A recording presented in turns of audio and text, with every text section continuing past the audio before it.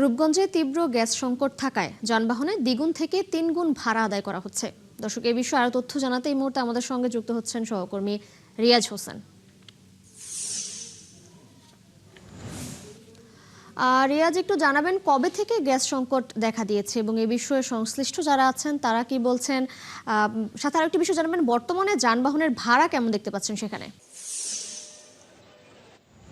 18 জুলাই থেকে কিন্তু সারা দেশের মতো নারায়ণগঞ্জের রূপগঞ্জে গ্যাসের যে প্রকট সেটা কিন্তু ব্যাপক আকার রূপ ধারণ করছে। বিশেষ করে গ্যাসের প্রেশার একেবারে কম থাকার কারণে কিন্তু আমরা দেখতে পাচ্ছি প্রতিদিন রাত থেকে সকাল এবং সারাদিন ব্যাপী কিন্তু বিভিন্ন যানবাহনের দীর্ঘ সারি। তারা কিন্তু আমাদেরকে জানিয়েছেন যে প্রতিদিন কিন্তু তারা যে পরিমাণ স্বাভাবিক সময়ে 180 থেকে 200 যে প্রেশার গ্যাসের যে প্রেশার থাকার কথা, তাই সেই সিএনজি ফিলিং স্টেশনগুলো কিন্তু দেখা যাচ্ছে 40, 60 কি 70 এর বেশি কিন্তু প্রেশার উঠছে না, যার কারণে তাদের চাহিদা মতো যে গ্যাস গাড়িতে সরবরাহ করতে দরকার সেটা কিন্তু তারা নিতে পারছে না। যে কারণে কিন্তু তারা গ্যাস নিয়ে কিন্তু নির্দিষ্ট গন্তব্যস্থলে তারা ভাড়ায় যে চালিত সিএনজি, অটোরিকশা সহ বিভিন্ন যে প্রাইভেট কারগুলো আছে যেগুলো নিয়ে যাত্রী ভাড়া আসা যাওয়া করে, সেই গাড়িগুলো কিন্তু তারা সঠিক জায়গায় যাত্রীদের নিয়ে যেতে পারছে না। এমনকি তারা যাত্রীদের গন্তব্যস্থলে রেখে তারা কিন্তু তাদের গন্তব্যস্থলে আসতে পারছে না।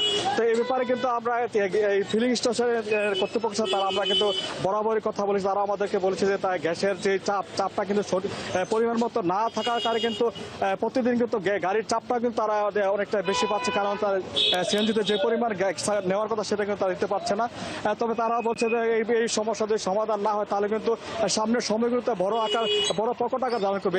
এইটা কিন্তু শুধু এই যানবাহনের ক্ষেত্রে, কিন্তু শিল্প অঞ্চলের ক্ষেত্রে কিন্তু আরেকটা বিষয়, শিল্প প্রতিষ্ঠানের সাথে আমরা কথা বলে জানতে পারি তারা কিন্তু গ্যাসের কিন্তু চাপ কম থাকে, তারা কিন্তু উৎপাদন অনেকটাই ক্ষতিগ্রস্ত হবে, তাদের কিন্তু ব্যবসা বাণিজ্য অনেকটা লাঠি চলে যাবে বলে তারা আমাদেরকে জানিয়েছেন।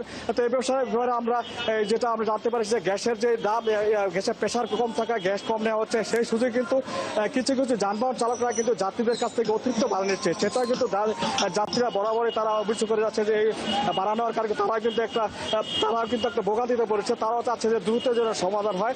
তো সর্বোপরি কিন্তু যারা শিল্প কারখানার মালিক কর্তৃপক্ষ, যারা সিএনজি চালক, বিভিন্ন যানবাহন চালক সহ গ্যাস যারা সিএনজি স্টেশনের মালিক কর্তৃপক্ষ, তারা কিন্তু আমাদেরকে জানিয়েছেন যে যত দ্রুত সম্ভব এটা যদি সরকার যদি সুনজর থাকে এবং যেটা মহেশখালীতে যে এলএনজিতে যে টার্মিনাল গ্যাসের যে ত্রুটি দেখাচ্ছে সেটা দ্রুত সমস্যার সমাধান না হয় তাহলে কিন্তু তাদের জীবিকা নির্বাহ অনেকটাই দুর্বিষহ হয়ে পড়বে। তারা চাচ্ছে দ্রুত সরকার এটা যেন দ্রুত সমাধান করে।